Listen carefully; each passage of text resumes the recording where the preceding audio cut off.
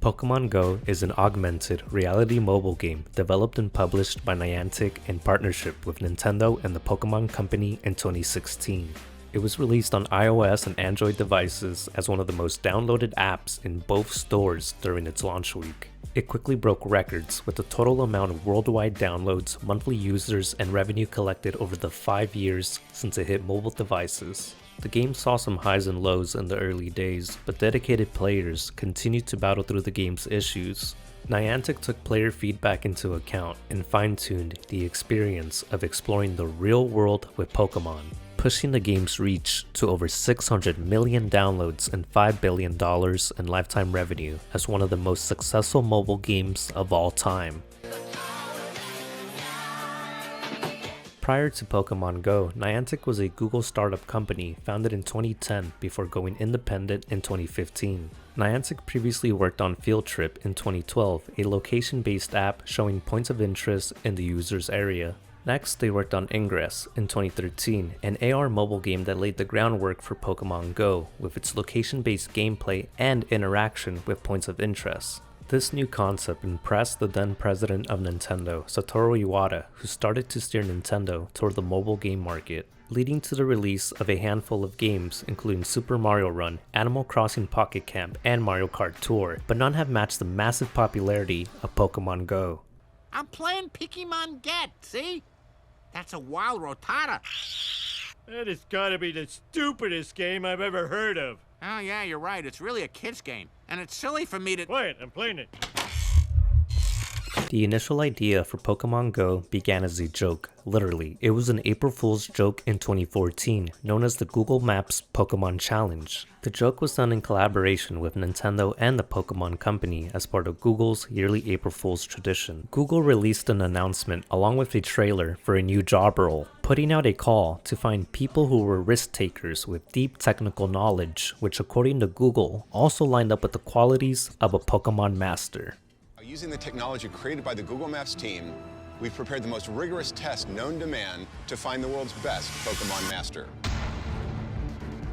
The challenge was only playable for a few days, but it proved to be a hit by having people explore the real world while looking for digital pocket monsters on their phones. It only featured a fraction of today's total of nearly 900 Pokemon, but people were able to search for 150 in the wild. There were 25 Pokemon from the first 6 generations to be found, along with the elusive Mew, who appeared after players caught all available 150 Pokemon. The role of Pokemon Master was part of the prank, but it didn't stop Google from sending out prizes to the trainers who were able to complete the challenge. Players expected badges or pins, but a simple "thank you for playing" message and 10 Pokemon Master business cards were sent to winners instead.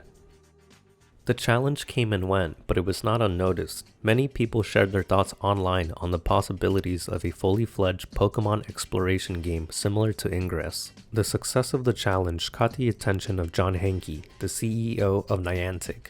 Hanke was looking for potential partners to combine the gameplay of Ingress with a popular IP to boost its appeal to a wider audience. Using his connections at Google, Hanke secured a meeting with the president of the Pokemon Company, Tsunekazu Ishihara. The meeting went well for both parties, as Ishihara was familiar with Niantic and was also a high-level player on Ingress. He instantly saw the overall concept of Ingress and Pokemon as a perfect match, and a deal was reached with the official announcement of Pokemon Go to be released in 2015. Fans wouldn't have to wait long, as the summer of 2016 saw the official launch of the game and the reintroduction of Pokemania to the masses. Digibot, Go-Go-Goman has the Crystal Life Ball! Wow, how did this show stay so fresh? Hey! You're supposed to be doing your homework. No more TV for you.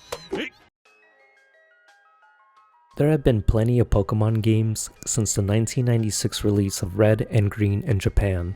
There's a main series game released from time to time introducing a new generation of Pokemon.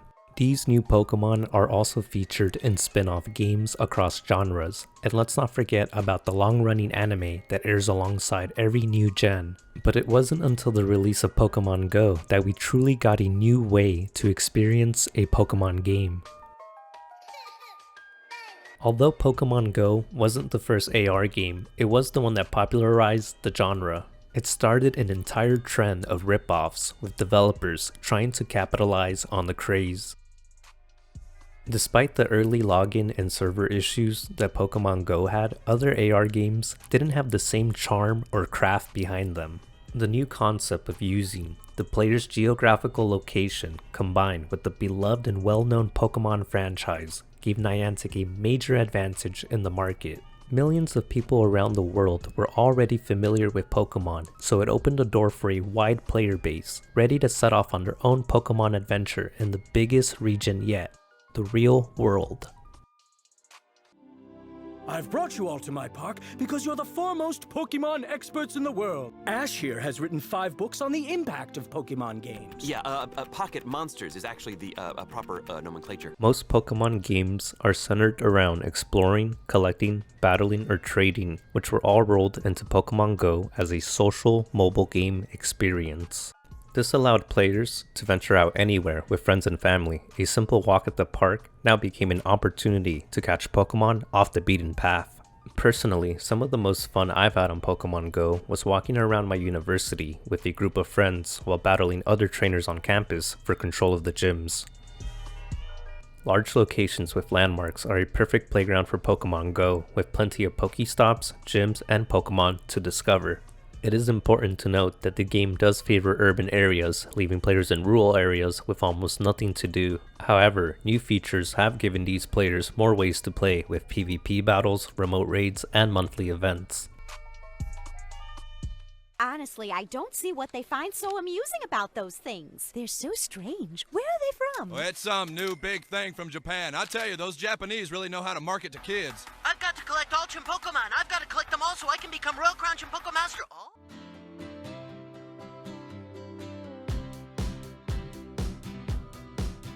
One of Niantic's goals as a company was to create a new way to play using mobile devices and maps based on 3 core principles: exploration, exercise, and real-world interaction with people. These principles are part of the reason why Forbes called Pokemon Go one of the world's most important games and why it's been so successful. Exploration and exercise were both implemented into the main gameplay of Pokemon Go. This led to healthy lifestyle changes with increased physical activity and social interaction among players. People were actively spending more time outside every day searching for Pokemon at local parks, shopping centers, and nature.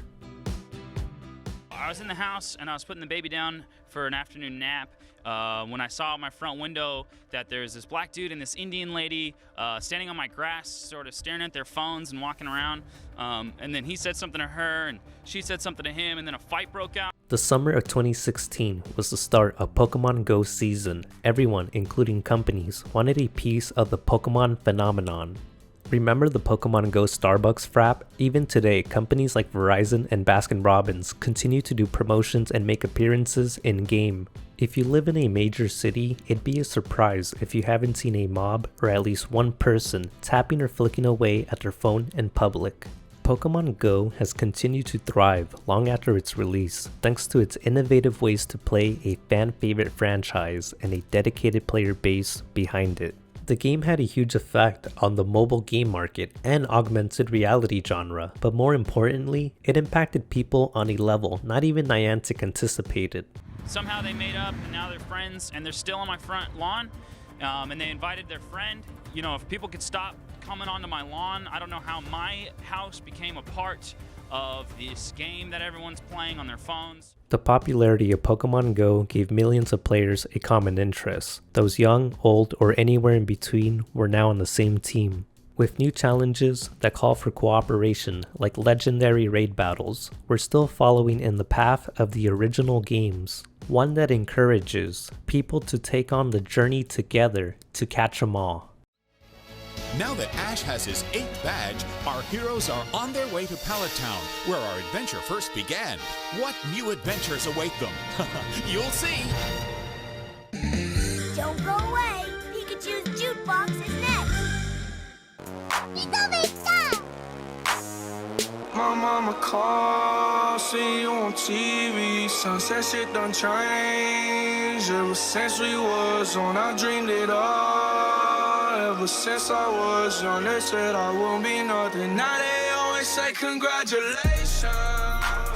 Worked so hard, forgot how to vacation. They ain't never had the dedication. People hating, say we changing, look, we made it. Yeah, we made it.